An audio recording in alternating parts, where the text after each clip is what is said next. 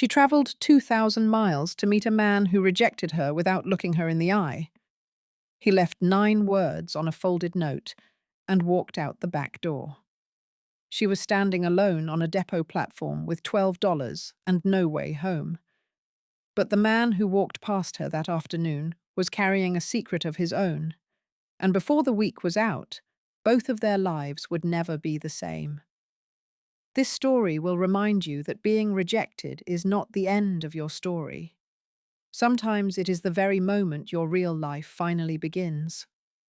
If you found this channel today, welcome home. This is the place where we tell stories about the American West, about cowboys and the women who matched them stride for stride, about the love that grows quietly between people who have both been through the fire. If this story settled something in you, if it made you feel less alone, or a little more hopeful about people, do one thing before you go. Subscribe so you never miss what comes next. The note had 9 words. Clara read it 3 times, not because she did not understand it, but because she needed the anger longer than she needed the tears. She stood on the platform of Silver Fork Depot, with the afternoon wind pushing red dust against her skirts, and the note folded between her fingers, and the particular silence of a woman who has just been told in 9 words that her future has been canceled. The second lamppost on the right was empty. Walter Grimes had promised to be standing there. He had written it 3 times across 6 months of letters, careful and flattering and specific. Second lamppost on the right. She would know him by his hat, he said. Brown felt, the brim creased down on the left side. There was no hat, there was no man. There was only Denny Marsh, the depot agent, 19 years old and deeply uncomfortable with everything about this moment, pushing the folded paper into her gloved hand and stepping back, the way a person steps back from something they do not want to be associated with. Clara unfolded it. The handwriting was careless, the letters uneven and slanting in a way that suggested a man who had written this quickly and without the courtesy of revision. You look older than your photograph. I heard about your husband's debts. I do not need the trouble. Return passage is paid. W. Grimes. She read it once and felt the floor drop out. She folded it and read it again and felt something harden low in her chest, the way clay hardens in a kiln, going from soft and workable to something with edges. The third time she read it, she was looking for the specific word that would give her enough anger to stay upright. She found it. Trouble. 2 years of grief and management and the specific quiet of a woman who has been told by everyone around her to be practical, to be grateful for what she had, to stop grieving so loudly, to consider her options. And here was a man who had never met her calling her trouble before she had spoken a single word in his direction. She folded the note and put it in her coat pocket and stood up straight. The depot at Silver Fork was a raw timber building with a covered platform and 2 benches and a freight window that smelled of coal dust and machine oil. Beyond the platform, the main street of Silver Fork ran north for perhaps 300 yards, before petering out into open range. False front buildings on both sides. A bank with a painted sign. A general store with barrels on the boardwalk. A saloon with its doors propped open to the afternoon heat. It was a small town doing its best to look larger than it was, which Clara recognized because she had spent 2 years doing the same thing. She thought of Thomas. Not the Thomas of the last year, the one she'd been thinking about for 24 months in the exhausted, dutiful way of someone reviewing a set of accounts they cannot balance. She thought of Thomas the morning he left, 4 years ago now. The way he folded his coat before picking up his kit bag as if he expected to need it pressed when he returned. His hands. He had surgeon's hands, careful and unhurried, and he folded that coat the same way he did everything, with the quiet certainty of a man who believed that the small things done right were the foundation everything else stood on. His last letter had never been sent. The soldier who brought his body home had found it in the breast pocket of his uniform, sealed and addressed and waiting for a mail wagon that never came. It said, "Clara, if I do not come back, live enough for both of us." She had spent 2 years trying to understand what that meant. She had not managed it yet. The freight door of the depot opened, and a man came out carrying a paper slip and looking at it with the distracted focus of someone checking a list. He was tall, somewhere in his middle 30s, with a rancher's build and trail dust on his coat and boots that had covered serious ground. He wore his hat low and moved with a particular economy, not the loose ease of a young man, not the careful stiffness of an old one, but the deliberate step of someone who had learned that every movement costs something and had decided to spend carefully. He almost walked past her. Then he stopped. He looked at her the way a man looks at a scene he has been trained to read quickly, taking in the trunk, the traveling dress, the note-shaped rectangle in her coat pocket, the empty lamppost, and the specific quality of her stillness, which was not the stillness of a woman resting, but the stillness of a woman who is deciding what to do next. "You waiting on someone," he said, "or deciding whether to sit back down?" Clara looked at him. His eyes were gray-blue, the color of river water in October, and they held no pity in them, which she appreciated more than she could have said. "I have made my decision," she said. "I am not sitting down." He studied her for 3 seconds, that particular unhurried attention. "Grimes is a coward," he said. "The whole town knows it." Clara felt something shift in the tight architecture of her composure. "That is a useful thing to have known 6 months ago." The corner of his mouth moved. Fair point. He did not offer to help. He told her about Ruth Calloway's boarding house, 4 buildings north on the left side of the street. The only place in Silver Fork where a woman traveling alone could stay without it becoming a subject of general commentary. Then he bent and picked up her heaviest trunk, the one with Thomas's medical files and the good set of dishes wrapped in newspaper, and carried it to the wagon waiting at the end of the platform without being asked, without ceremony, set it down and walked back toward the freight office without a backward glance. Clara watched him go. She noted the deliberate economy of that walk, the way he carried the weight of the trunk without adjusting for it, as if the extra 40 pounds were simply part of the calculation he had already made. She filed it away without knowing why. His name, she found out later from Denny Marsh, was Cole Reardon. He owned the Ironwood Creek Ranch about 6 miles north of town. He kept to himself. That evening, settling into the small, clean room Ruth Calloway had given her on the 2nd floor, Clara unpacked her traveling bag with the efficient attention of a woman who has learned that order is the first thing you establish when everything else is uncertain. She set Thomas's letter on the nightstand. She set her hairbrush on the dresser. She set her spare dress on the chair. At the bottom of the bag, she found the original envelope from the mail order agency. She had kept it out of habit, the way you keep receipts. She glanced at it without thinking and then looked again. The handwriting on the outer address was not the agency's standard script. She had received enough correspondence from them over 6 months to know the difference, the way a person knows the handwriting on their own door after enough mornings. This was different. Careful, deliberate, the letters slanting slightly left. She set it on the nightstand next to Thomas's letter. It was probably nothing. She did not throw it away. Across town, in the back office of the Silver Fork Territorial Bank, a man set down a telegram from his contact in Boston and permitted himself one slow breath of satisfaction. She had arrived. She was alone, and she had no idea that her husband's name had brought her here just as surely as any train. Cole Reardon had not invited a stranger into his home since the night in Kansas City when he had trusted the wrong man's word, and an innocent carpenter had paid for it with his life. He had reasons for the rule. He also, as of yesterday afternoon at the depot, had reasons to reconsider it. The problem was the books. Eli Brandt had been keeping the Ironwood Creek accounts for 3 years, and he had been good at it, steady and quiet and methodical, the kind of man who caught errors before they became problems and filed receipts in the order they would be needed. 3 weeks ago, his horse had come back to the barn alone, and Eli had been found at the bottom of a creek gully with injuries that the county coroner had described as consistent with a riding accident. Cole had known Eli's horse for 5 years. The animal was 17 years old and had the temperament of a church deacon. It did not spook. 2 days after the funeral, a notice had arrived from the Silver Fork Territorial Bank. A loan in Cole's name, $3,000, signed, and notarized, due in full within 60 days. Cole had never signed any such document. He had been 40 miles north on a cattle drive the week the document was dated, in the company of 3 men who could confirm every day of it. Someone had forged his signature. Someone had killed his bookkeeper. And the man who ran the bank was also the mayor of Silver Fork, which meant the sheriff answered to him. And Cole had no one in this town he trusted to take this problem to.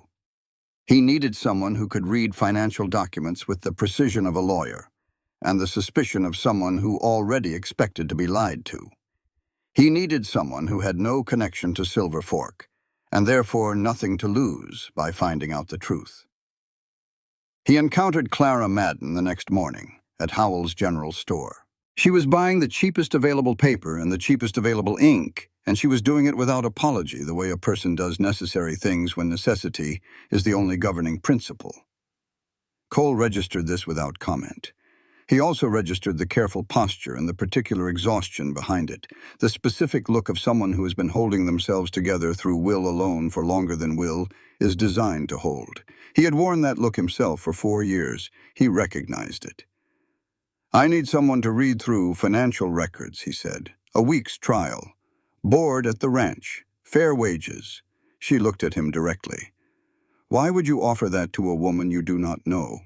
"Because I need someone who is not connected to anyone in this town," he said. "And you arrived yesterday." "That is not trust," she said. "That is process of elimination." "Yes," Cole said. "It is." She considered for 5 seconds with the focused attention of someone running actual calculations, not performing deliberation. "Show me the records first," she said. "If they are straightforward, you do not need me. If they are not, we will discuss terms." That afternoon, she rode out to Ironwood Creek in Ruth Calloway's wagon, her trunk in the back, and Thomas's medical files in a leather satchel on the seat beside her. Cole met her at the gate and showed her the office and the desk and the locked box where the accounts were kept. And she sat down and opened the first ledger and began reading with the quiet attention of a person who has learned to hear what silence in the columns is saying. Cole went back to work. That morning, before the meeting at the general store, Clara had done the sensible thing and gone to the mayor's office first. The mayor controlled civic employment, and if there was honest work in Silver Fork, he would know of it. Hector Voss received her with the particular warmth of a man who is very good at warmth, expansive and genuine seeming, and attentive in a way that made the back of Clara's neck do something she could not entirely explain. He was 58, well-dressed without being ostentatious, with the careful hands and measured voice of a man who had spent decades learning to make people feel that he was on their side. He offered her a position as bookkeeper for the Territorial Bank. Good wages, room and board provided, starting immediately if she wished. Clara thanked him and said she needed 24 hours to consider and left before he could press further. It was the questions that stayed with her. He had asked about Boston, which street, which neighborhood. He had asked about Thomas, how long they had been married, whether Thomas had kept his own medical records or worked through the Army system. Clara had answered pleasantly and briefly and noticed that he wrote nothing down. A man who writes nothing down is either very confident in his memory or very careful about what can be found later. That evening, back at the boarding house after her first afternoon at Ironwood Creek, Clara took out the original envelope again and held it next to the civic notice she had taken from the post at the mayor's office, a routine announcement about water usage regulations signed in Voss's hand, the left-leaning slant, the particular way the capital letters closed at the top. She could not be certain, but she was not uncertain enough to throw the envelope away. Ruth Calloway, clearing the supper dishes downstairs, paused at the window that faced the main street. Across the way, a light burned late in the back office of the Territorial Bank. It always burned late. Ruth knew what that meant. She had known for 3 years. She set the dishes in the basin and did not look at the window again. Meanwhile, a few miles out on the road from town, Jesse Reardon rode toward his brother's ranch with the anxious energy of a man who is carrying something too heavy for him and cannot figure out how to set it down. He was 22 and impulsive, and genuinely fond of Cole in the uncomplicated way of a younger brother who has always looked up to someone and is only now beginning to understand the cost of that admiration. He owed $200 to Hector Voss, a debt that had grown out of 3 carefully arranged evenings of poker at the Silver Fork Saloon, evenings that Jesse had been invited to by men he did not know well enough to distrust. Voss had been patient about the debt. Voss had offered to forgive it entirely. All Jesse had to do was keep Voss informed about visitors to the Ironwood Creek Ranch, about Cole's correspondence, about any unusual activity on the property. Jesse had agreed because he thought it was a business arrangement between a debtor and a creditor. He was beginning to understand that it was something else. He did not know yet what Eli Brandt's death had actually been. He told himself that was the part that mattered. Ledgers do not lie. They simply stay silent about the things no one wanted written down. Clara had learned that from Thomas, who kept meticulous records of every patient he treated and every dollar he spent, and who had still died leaving debts she had not known existed. Silence in the columns, she understood now, was its own kind of language, and she had learned to read it the way a tracker reads ground. She had been at Ironwood Creek for 4 days when the patterns started to clarify. The forged loan document was the first thing she had examined, naturally because it was the immediate problem, the countdown clock. Cole's signature appeared on the signature line, but the pen pressure was wrong. She had seen enough of Cole's handwriting in the routine expense notations of the ranch ledgers to recognize the natural lightness of his hand, the way he moved through letters quickly without bearing down. Someone copying a signature always bears down. The muscles in the copying hand are working against their natural movement, and the concentration shows in the ink. This signature was pressed slightly too deep, not enough to matter to someone who was not looking for it, enough to matter to someone who was. The interest calculation referenced a penalty clause that did not exist anywhere in the original lending agreement, a copy of which Cole had kept in the locked box. Either the bank had issued a revised agreement without notifying the borrower, which was illegal, or someone had fabricated the penalty clause knowing it would increase the total owed beyond any reasonable capacity for repayment. Most critically, the notarization date fell on a Tuesday in the second week of September. Clara cross-referenced this against the expense ledger for the same week. Feed purchase at a ranch 40 miles north. Wages paid to 3 trail hands for 7 days of work. The dates were precise and continuous. Cole had not been within 40 miles of Silver Fork on the day his signature was supposedly witnessed and notarized. This was not a paperwork error. This was a construction, and it had been built by someone who understood both legal documents and the limitations of what a single rancher without connections could do about them.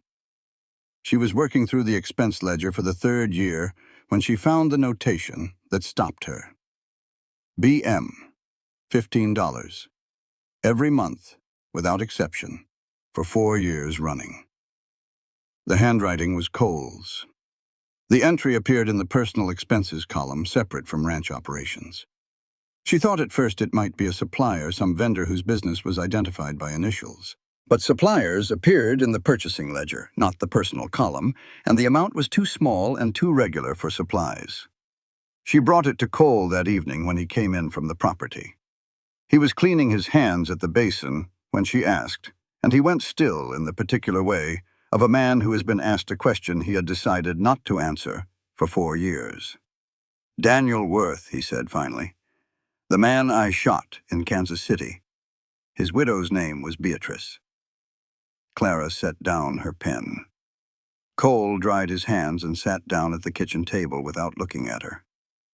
"Her husband died because I trusted the wrong information," he said.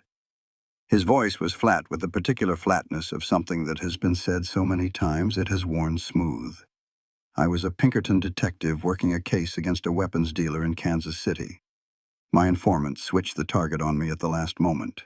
The man I followed into that warehouse was a carpenter named Daniel Worth, who had nothing to do with anything. When I cornered him in the dark, he fought because he was frightened and he had no idea what was happening. I shot him. He died."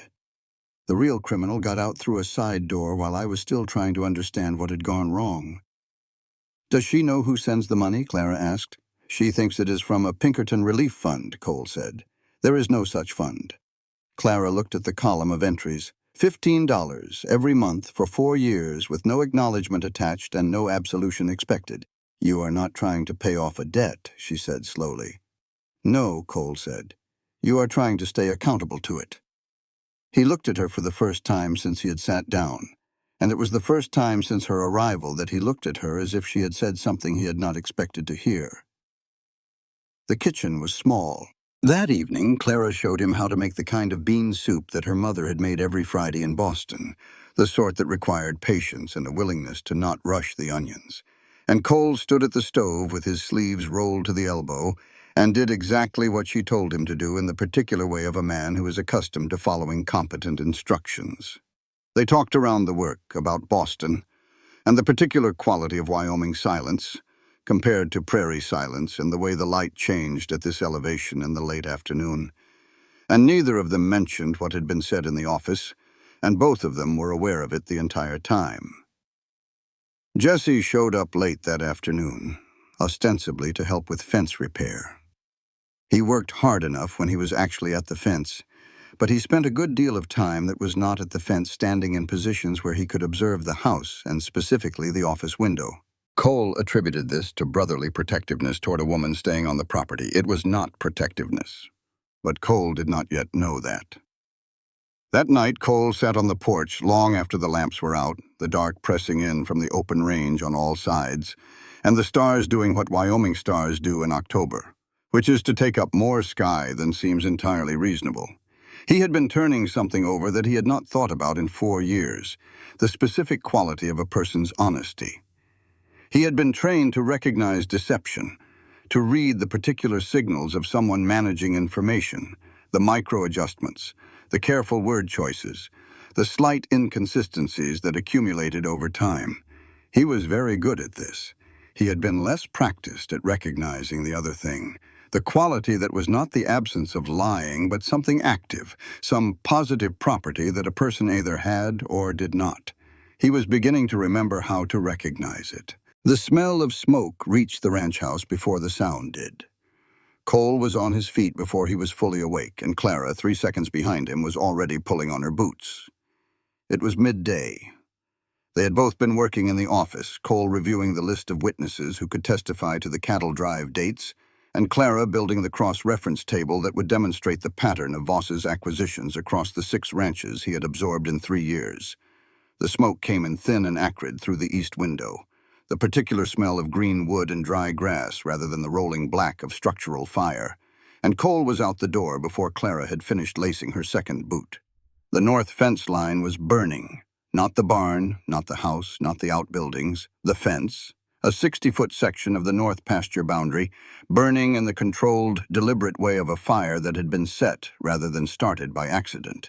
By the time they reached it, the fire had already self-contained, the grass around it too short and wind-stripped to carry it further. Whoever had set it was gone.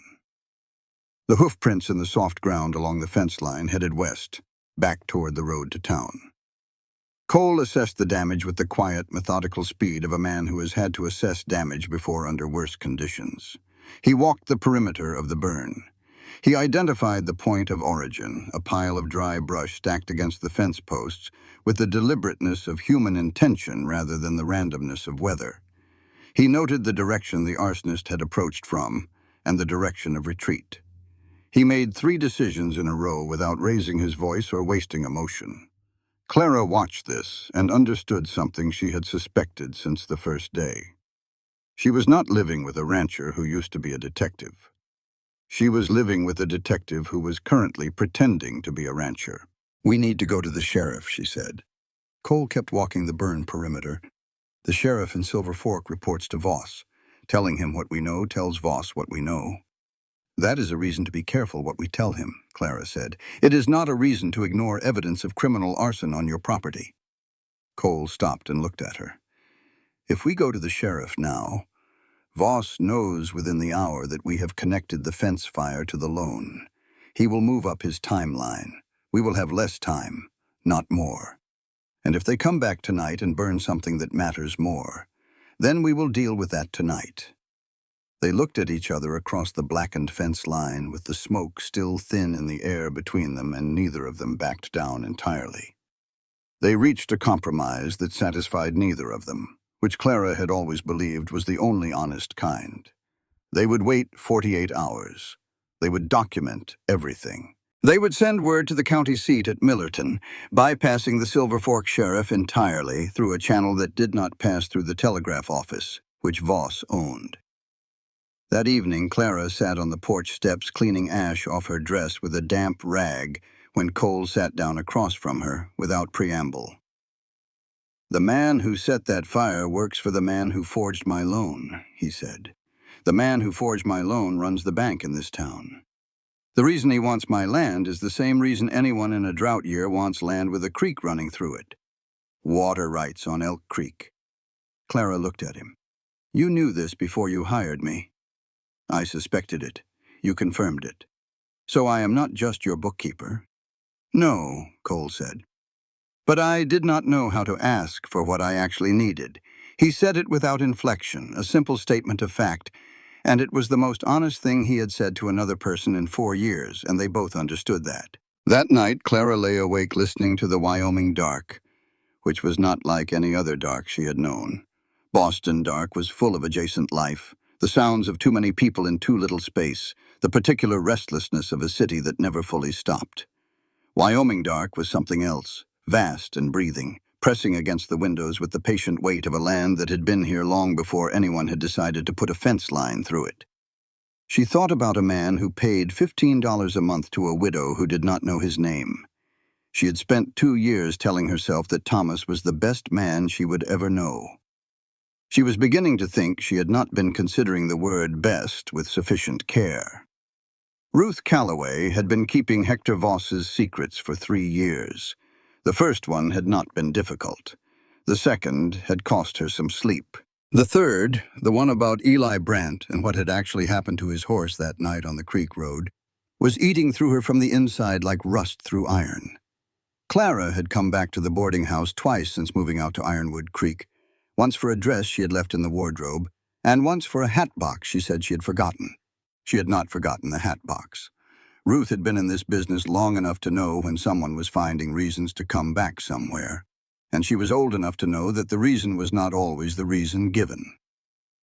They sat in Ruth's kitchen and drank coffee, and Clara asked about the town in the easy, interested way of someone who is genuinely curious and not trying to get anywhere in particular. She asked about the families who had been here longest, about the ranches that had sold in recent years, about who had gone and who had stayed.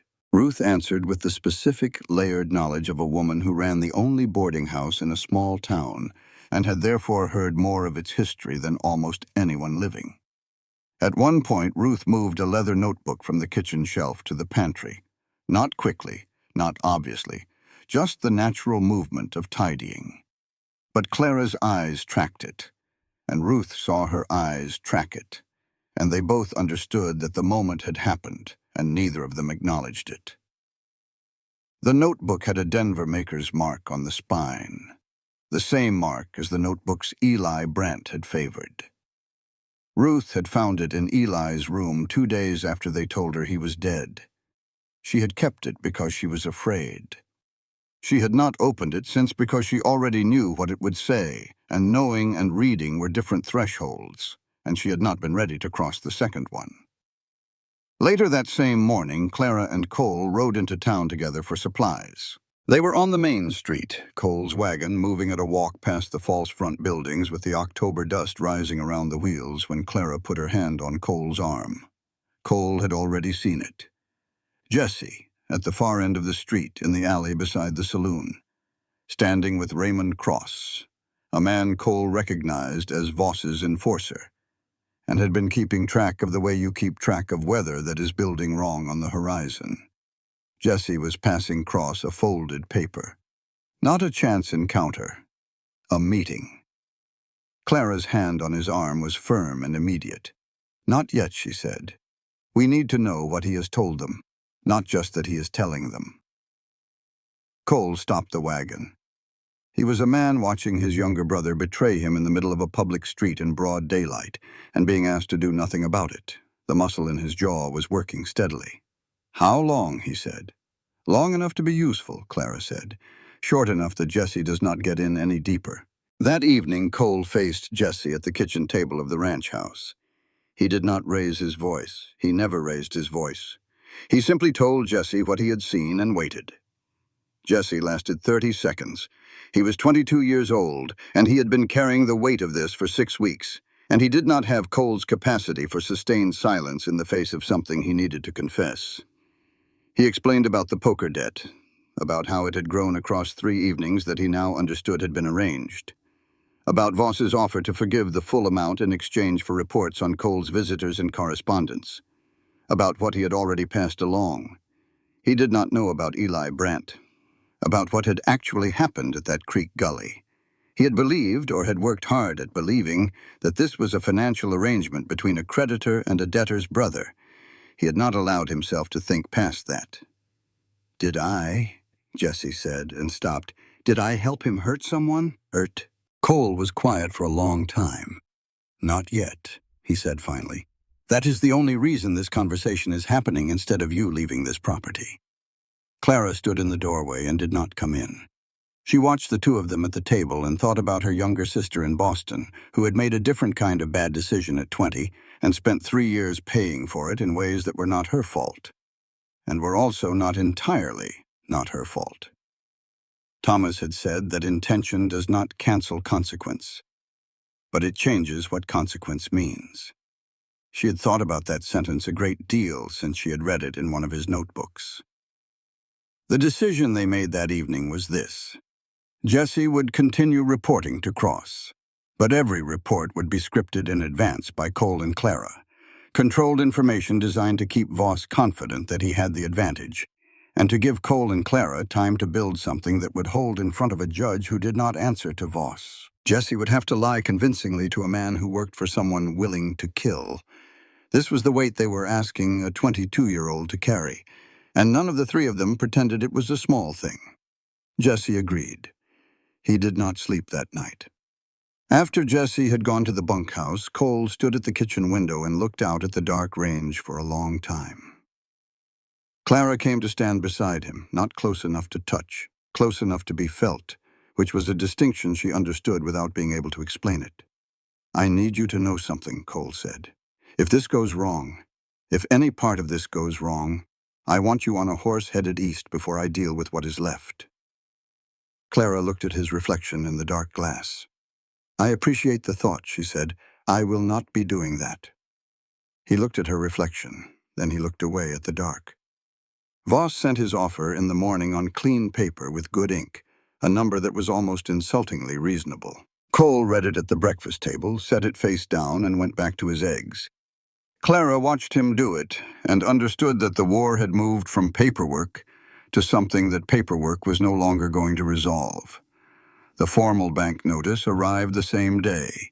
$3,000, due in full in 30 days, with the forged penalty clause adding another $412 in accumulated interest.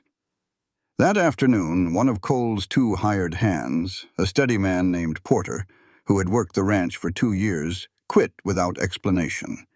He would not meet Cole's eyes when he said it. He picked up his wages and rode south toward town without looking back.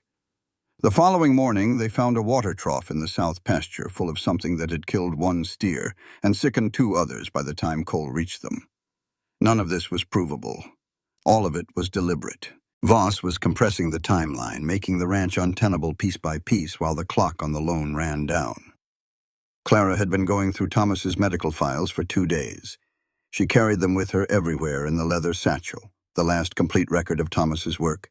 4 years of careful entries in his precise hand, patients and diagnoses and outcomes noted with the thoroughness of a man who believed that the record of a thing mattered as much as the thing itself. She had been reviewing them partly for comfort, and partly because something about Voss's questions on her first morning, the specific questions about Thomas's record-keeping practices, had lodged in her mind and would not come loose. She found it on the 4th day of looking. a patient record from the autumn of 1890, dated near the Wounded Knee campaign in South Dakota. A civilian laborer injured in a mining accident near the Army's supply route, treated for a crushed right hand and 2 broken ribs. Thomas had noted the man's name, his home address, his occupation, and the details of his treatment. 3 days of care and discharge with instructions for continued rest. The man's name on the record was Henry Fawcett. Home address listed as Silver Fork, Wyoming Territory. Clara sat with this for a long time in the quiet of the ranch office. Henry Fawcett was Hector Voss. The reason Voss had wanted her working in his bank under his eye, asking her questions about Thomas's record-keeping on the first morning she arrived in town, was not kindness. He had known who Thomas Madden was. He had known that Thomas kept meticulous records and that Thomas's widow, as the keeper of his effects, might have exactly the documentation that could connect Hector Voss of Silver Fork to Henry Fawcett of Ohio and destroy the identity he had been building for 6 years. The envelope with the redirected handwriting bringing her here rather than anywhere else she might have gone was not coincidence. It was management. She had been brought here to be contained. She set Thomas's record on the desk in front of her and looked at it for a long moment. Then she opened the office door and called for Cole. They sat across from each other at the kitchen table with the evidence spread between them, the forged loan documents with their copied signature and fabricated penalty clause. The expense patterns Clara had mapped across the 6 absorbed ranches, showing the same sequence of manufactured debt and convenient foreclosure in each case. The patient record connecting Voss to the name Henry Fawcett and the Ohio history he had buried. And the original envelope with the handwriting that matched Voss's own. They had enough to bring to a territorial judge, not the circuit judge in Silver Fork who answered to Voss. The Wyoming Territorial District Court in Cheyenne reached through Deputy Territorial Marshal Garrett Shaw in Laramie, who had no connections to Silver Fork, and whose office Clara had identified through Thomas's Army contacts as the appropriate jurisdiction for a case involving fraud across county lines. The problem was this: Thomas's medical records were personal property. To submit them as legal evidence in a territorial case, Clara would need to formally surrender them to the court. They would become part of the permanent public record, transcribed and filed in the territorial archives, available to any person who wanted to read them. The details of Thomas's final months, his deployment, his death, the debts that had followed, the specific and private shape of the desperation that had brought Clara to Silver Fork on a mail-order arrangement, all of it would become a document that anyone could read. She was not losing her reputation. She was losing ownership of her own story. She was surrendering the last private thing she had, the right to determine what her life with Thomas meant to the people who would read about it. "There is another way," Cole said. "We wait for Shaw to come through on the spring circuit. We present the financial evidence alone. It takes longer, but the medical records stay yours. In 30 days, Clara said, they foreclose on this ranch." Cole was quiet. "Those records are Thomas's," he said. "Thomas is dead," Clara said. Her voice was steady. "The records are mine, and I am choosing what to do with them." He looked at her across the table. Then he said, in the particular careful way of a man who has been thinking about something for a while and has decided the time is right, "If you do this, I want you to know that what I'm about to say is not because of this. I decided it before today." She waited. "I want to marry you," he said. "Not as a strategy, not as an arrangement, because I have not wanted anything clearly in 4 years, and I want this clearly." Clara looked at him for a long moment. "Ask me again when this is over," she said. "I want to be able to say yes without it being tangled up in everything else." "Fair enough," Cole said. She sat down and wrote the letter to Deputy Marshal Shaw that night. She signed her full name. She listed Thomas's full name, rank, service record, and the date and nature of his death. She listed the patient record by date and case number. She did not hesitate on any of it. Cole found her on the porch an hour later with the sealed letter in her lap. He sat down across from her and did not say anything. After a while, Clara said, "He told me to live enough for both of us. I think this might be part of what that meant." Cole nodded slowly. "He sounds like a man who knew what he had." He did, Clara said. He just did not know how long he would have it. Raymond Cross had been in the business of enforcing other men's decisions for 20 years. He told himself this made him a professional. What he meant was that he had found a way to be useful that required nothing from him, no belief, no judgment, no accounting of the faces afterward. The arrangement had worked well enough until the night someone looked at him with the specific, unhurried attention of a man who knew exactly who Raymond Cross used to be and was deciding what to do about it. Cross arrived at Ironwood Creek at 2 in the morning with 2 hired men. He knew the layout of the property through Jesse's reports, the position of the house relative to the barn, which windows were which rooms, where the office was located, which outbuildings would burn fast and which would hold. The objective was simple: destroy the financial documents, burn the office, deliver enough damage to the property to make Cole understand that the path of least resistance was to take the bank's offer and leave. Cole had been sleeping with his rifle within arm's reach for a week. He heard the horses on the road a quarter-mile out. Not the irregular sound of travelers, but the particular spacing of men who are moving at a deliberate pace and keeping their distance from each other. The formation of people who have a plan and are executing it. He was out of bed and moving through the dark house before they reached the gate. He woke Clara with one hand over her mouth and 2 words, "stone room," and she was up and moving before he lifted his hand. The stone room was the original cold storage at the back of the house, walls 18 inches thick, a single door with a bar, built to hold a winter's worth of meat against the heat and against anything else that might want in. Clara barricaded there with Jesse, who had been sleeping in the house since the confrontation at the kitchen table. Cole fought in his own dark. He knew every shadow of the property, every place the floor creaked and every place it did not. Every door that stuck and every window that had been swollen shut since the summer rains. He knew the barn in pitch dark the way a person knows a room they have lived in for years, by bone and habit rather than sight. Cross and his men had lanterns, which meant they were lit, and Cole was not, and this was not an advantage for Cross. The fight moved from the house to the yard to the barn. Cole moved through the dark using the sounds of the lanterns, the creak of the barn door, the scuff of boots on the hard-packed earth, the way sound behaves differently near the water trough than near the fence rails. One of the 2 men with Cross stopped. His name was Pete Garland, a drifter Cole had arrested in Nebraska in 1886 on a charge of petty theft, a young man who had been frightened and stupid rather than genuinely dangerous.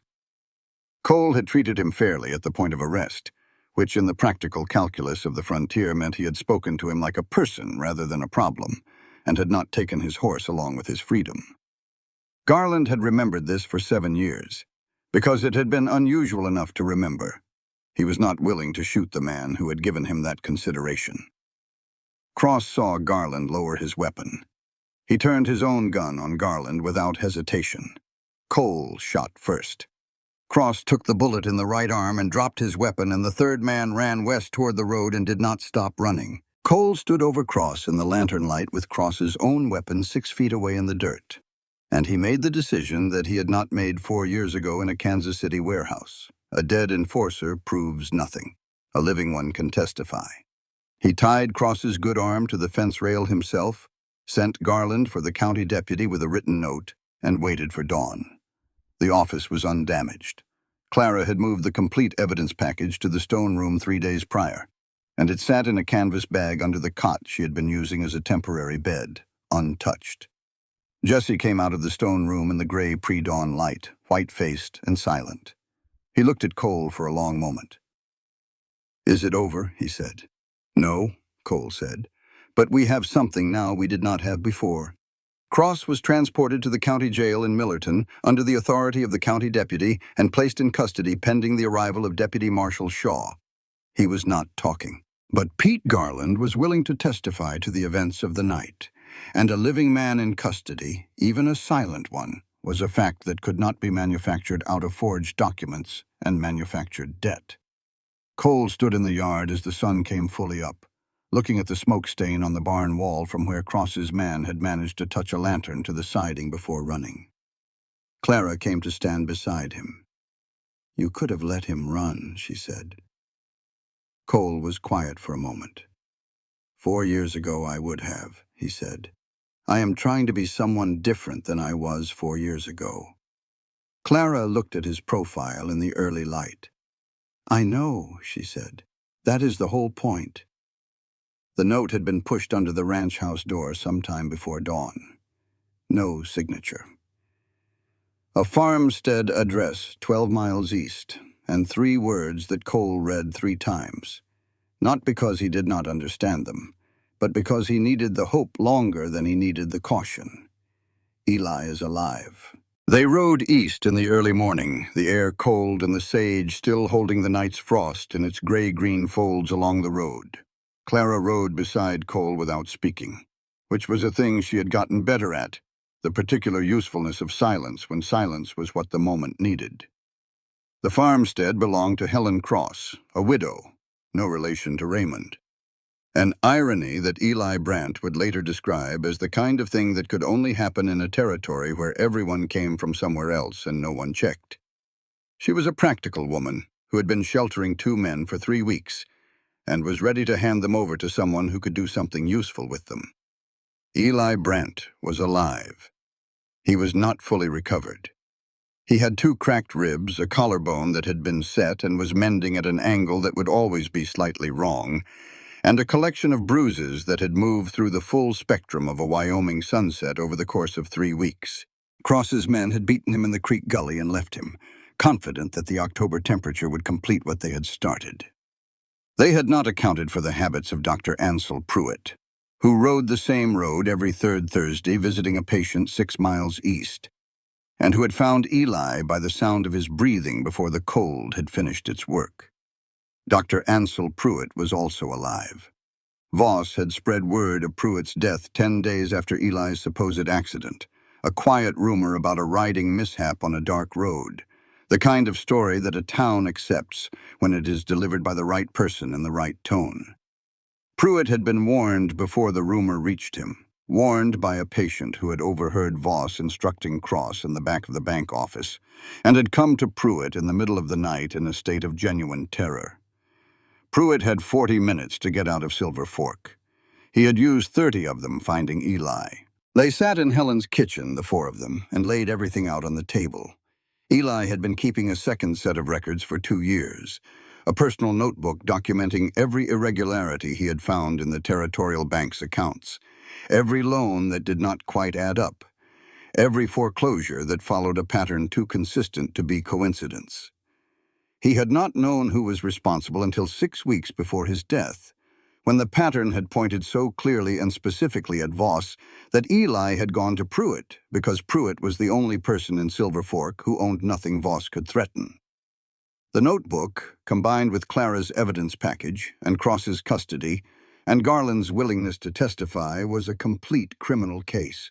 Fraud across county lines, forgery of financial instruments, conspiracy to commit murder, the attempted murder of Eli Brandt, and the patient record connecting Voss to the name Henry Fawcett, the man who had buried his past and built a new one on top of other people's livelihoods. Clara built the formal evidentiary submission in 3 hours at Helen's kitchen table, with Eli cross-referencing dates and Pruitt providing notarized attestations of the medical facts.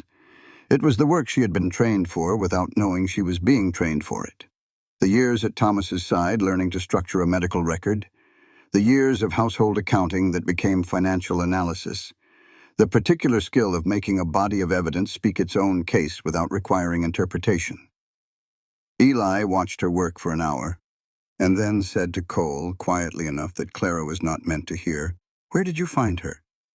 "The depot," Cole said. "Lucky," Eli said. "No," Cole said. "She was the one who stayed." That evening, while Eli and Pruitt rested, Cole and Clara sat on the farmstead porch with the dark pressing in from the east and the stars doing their Wyoming work overhead. The conversation moved through what had happened and arrived, in the natural way of things that had been held off for a while, at what came next. "You asked me to ask again when it was over," Cole said. "It is not over yet," Clara said. "No, but I want you to know the question is still there. It does not depend on any of this." Clara looked out at the dark range for a moment. "Thomas used to say that the bravest thing a person can do is want something clearly, out loud, when they are not sure they will get it. Smart man, Cole said. Yes, Clara said. A pause. So are you. She did not answer the question that night, but she reached across the space between their chairs and placed her hand over his, and he turned his hand over and held hers, and they sat that way until the stars shifted enough to tell time by. Later, alone in the small room Helen had given her, Clara took out Thomas's last letter. She read it one final time, not searching it for direction the way she had been searching it for 2 years, but simply reading it the way you read the last page of a book you know you are finished with. Then she folded it carefully and placed it in the inside pocket of her traveling bag. Not thrown away, set aside. There was a difference, and she understood it now for the first time. Hector Voss had arrived in Silver Fork in 1887 with 2 things: a name that was not his, and a story about a father who had lost everything to a bank.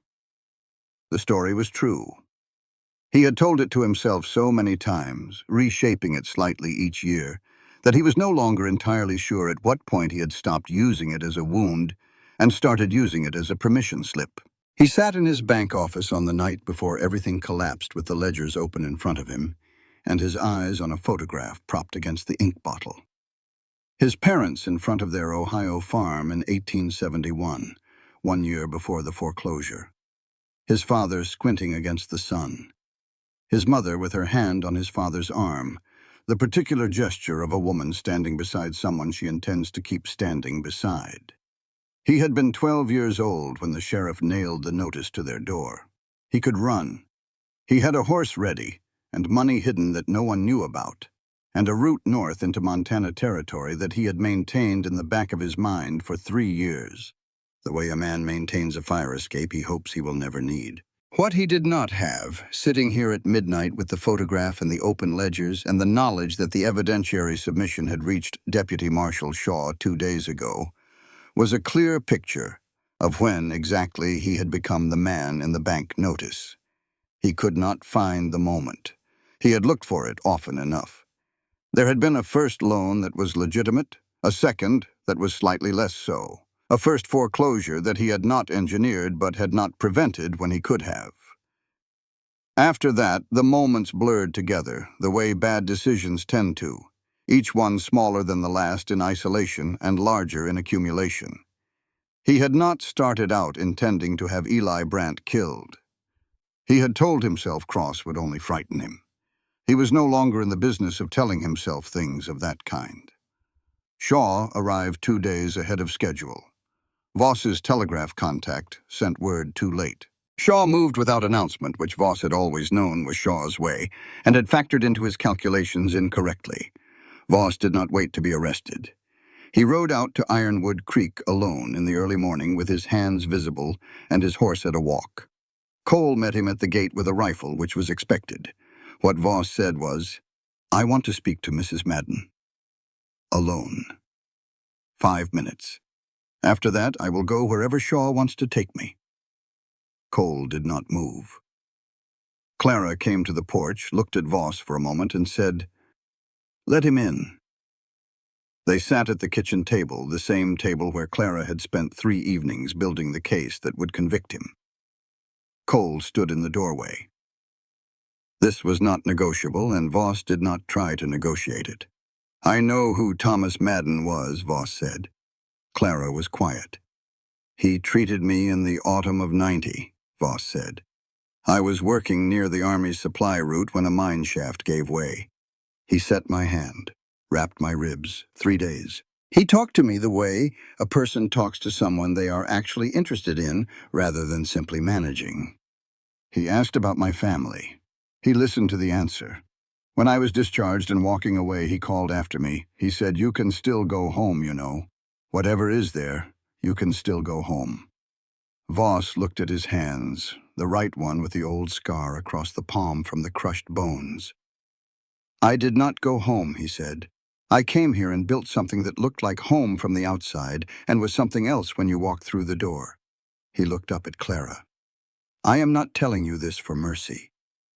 I am telling you because your husband's name is going to be in every newspaper in the territory next week, connected to this case.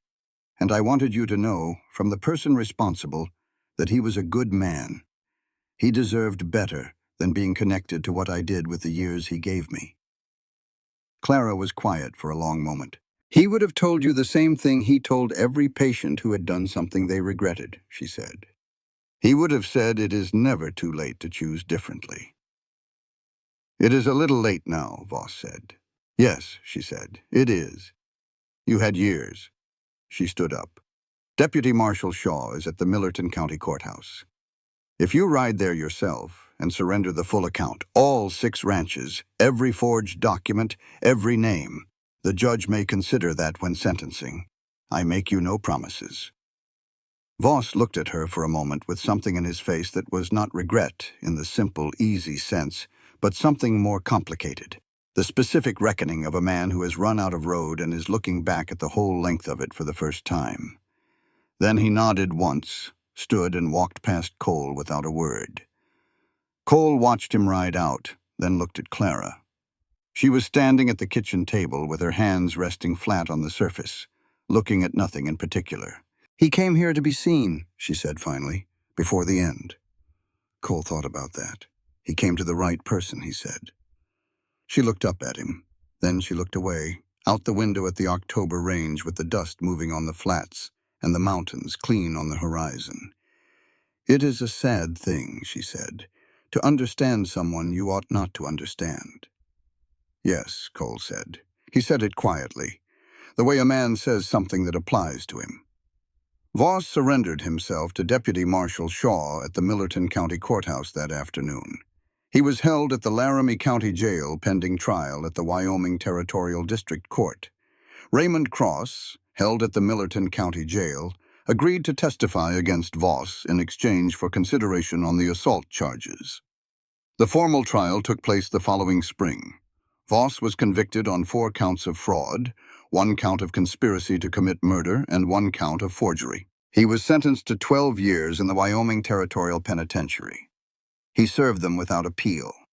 The 6 seized ranches began the process of legal restoration to their original owners, a process that would take the better part of a year and would involve Clara in the role of document witness and informal legal advocate more times than she had anticipated and more times than she minded. Ruth Calloway appeared at Ironwood Creek the morning after Voss's surrender with Eli Brandt's notebook in her hands. She handed it to Cole without ceremony. "I found it in his room after they told me he was dead," she said. "I kept it because I was afraid. I am giving it now because—" She stopped. "Because it is past time," Clara said. "That is what I mean," Ruth said. Clara went to court with Ruth 3 weeks later. She did not argue for leniency. She argued for context, which is a different thing, and the judge understood the difference. Ruth received a suspended sentence and 3 years of supervised probation administered locally. She continued to run the boarding house. Clara visited on Thursdays for coffee. Neither of them ever said directly what those visits meant, and neither of them needed to. Jesse made his formal statement to Shaw confirming the cattle drive timeline and the specific dates that voided the forged loan. He was not charged. Cole did not speak to him for 2 days afterward, which Jesse accepted as appropriate. On the 3rd day, Cole asked him to come help repair the north fence line. Jesse showed up before dawn. They worked side by side all day and said very little, and this was, between Reardon men, the language of reconciliation. That evening, Cole took the Pinkerton badge from the locked box he had kept under his bed for 4 years. He had kept it face down, the way you keep a mirror face down in a room where something bad happened.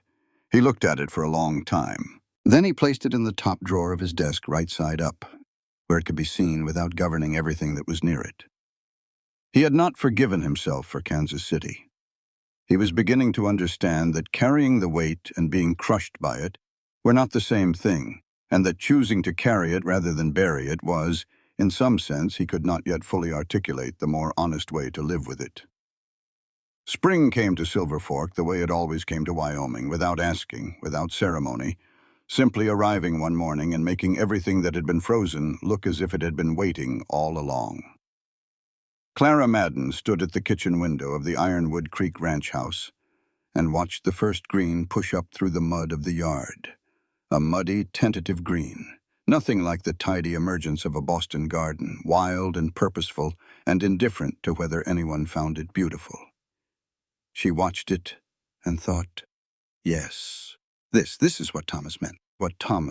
It was 3 months after Voss's arrest, 2 months after the trial, 6 weeks after the Wyoming Territorial District Court had formally voided the forged loan and issued the order restoring the Ironwood Creek deed to Cole Reardon free and clear.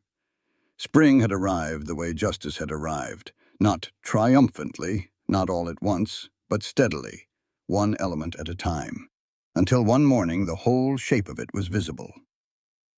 Eli Brandt was back at Ironwood Creek. His collarbone had healed at the angle Pruitt had predicted, a slight forward slope that would always be there, and he had incorporated it into himself the way a tree incorporates a wound, growing around it until it was simply part of the shape of the thing. He and Cole had stood in the yard the first morning Eli came back to work and looked at each other for a long moment. Then they had shaken hands, and Eli had picked up a fence tool, and Cole had picked up the other end of the wire, and they had gone back to work. Nothing more had needed to be said.